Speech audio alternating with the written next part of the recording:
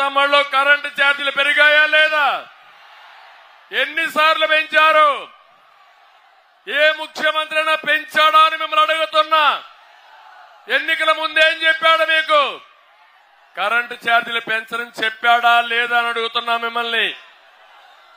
9 సార్లు అంటే 200 రూపాయలు కరెంట్ ఇప్పుడు ఎంత తమ్ముళ్ళు మీకు?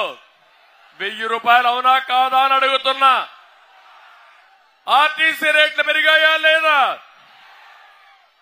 పెట్రోల్ డీజిల్ పెరిగిందా లేదా? నిత్యావసర వస్తువుల ధరలు పెరిగాయా లేదా? తమ్ముళ్ళు మద్యం ధర, మా తమ్ముళ్ళు కొంతమంది మద్యం బాబులు ఇప్పుడే ఉంటారు, ఇక్కడే ఉంటారు.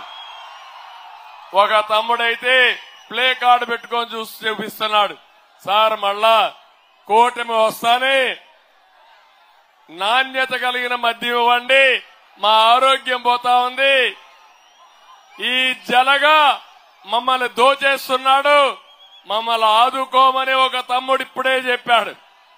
తమ్ముళ్ళు నేను అడుగుతున్నా ఒక మాట, ఒకప్పుడు 60 రూపాయల మద్యం అవునా కాదా? ఇప్పుడెంత?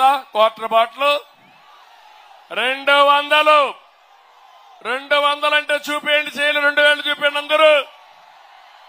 200. ఆ 140 రూపాయలు ఎవరికి పోతున్నాయి? జగన్మోహన్ రెడ్డికి అవునా కాదా అని మిమ్మల్ని అడుగుతున్నా.